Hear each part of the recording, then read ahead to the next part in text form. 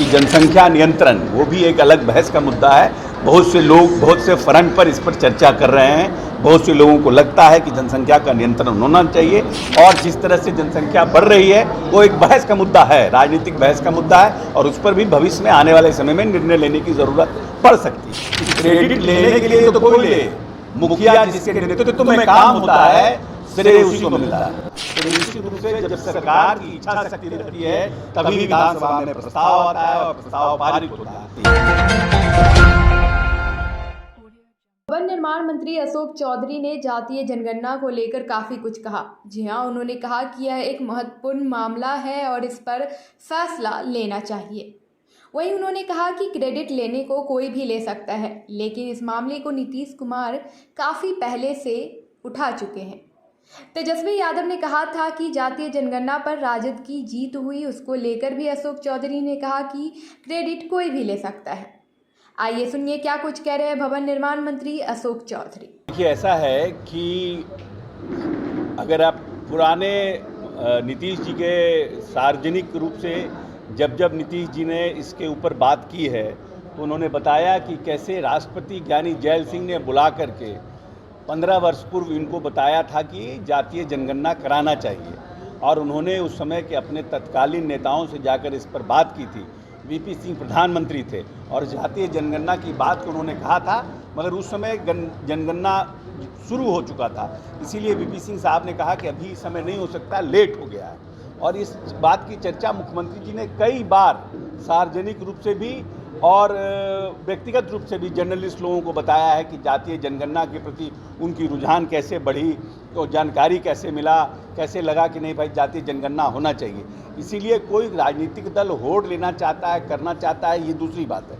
विधानसभा में दोनों बार माननीय नेता नीतीश कुमार जी के पहल पर ये प्रस्ताव लाया गया और प्रस्ताव को सर्वसम्मति से पारित कराया गया। तो निश्चित रूप से जब सरकार की इच्छा शक्ति रहती है तभी विधानसभा में प्रस्ताव आता है और प्रस्ताव पारित होता है सर्वसम्मति से। हम ये कहते हैं, ये नहीं कहते हैं कि क्रेडिट किसी को देना है। सबने इस जातीय जनगणना में बिहार के सभी राजनीतिक दल के नेताओं ने नीतीश कुमार के पहल को अपनी ताकत दी और अपनी सहमति दी। सर्वसम्मति से ये पास हो रहा है। इसीलिए जहाँ तक क्रेडिट का सवाल है, ये इशू बहुत पहले से नीतीश कुमार उठाते आ रहे हैं और हम लोग मानते हैं कि नीतीश जी को धन्यवाद देते हैं कि सभी जाति धर्म, कुछ लोग कन्फ्यूजन क्रिएट करना चाहते हैं। कहीं कहीं आज के अंग्रेजी अखबारों में भी कुछ बातें लिखी गई है, दिल्ली में भी। ये पूरी तरह से गलत है और लोगों को दिग्भ्रमित करने की प्रयास है।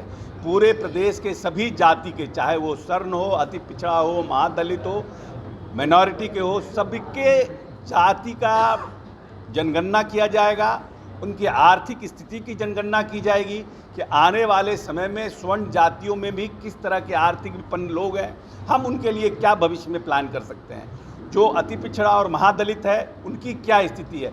किसी के साथ आने वाले समय में बिहार में जो भी जाति के लोग हैं उनके साथ अन्याय न हो, उनके साथ जमीन, क्योंकि स्वर्ण जाति के बहुत से लोग कहते हैं कि आरक्षण गलत है, हम लोग उनसे भी ज़्यादा विपन्न हो गए हैं। ब्राह्मणों में एक बहुत बड़ा तबका है जो कहता है कि हम जो है मांग कर ही खाते हैं और हमारे बारे में कोई योजना नहीं है। तो उन सब योजनाओं को बनाने में भविष्य में माननीय नेता नीतीश कुमार को सहूलियत होगी और उसका फ़ायदा आम जनता को मिलेगा। बता दिया ना कि क्रेडिट लेने के लिए तो कोई ले, मुखिया जिसके नेतृत्व में काम होता है श्रेय उसी को मिलता है। नहीं, आप लोगों ने मान लिया और बातें वो भी करेंगे, बीजेपी कह रही है कि जनसंख्या नियंत्रण कानून करें। जिस तरीके से वो एक बहस का मुद्दा, अलग बहस का मुद्दा है ये, वो भी एक अलग बहस का मुद्दा है कि जनसंख्या नियंत्रण, वो भी एक अलग बहस का मुद्दा है।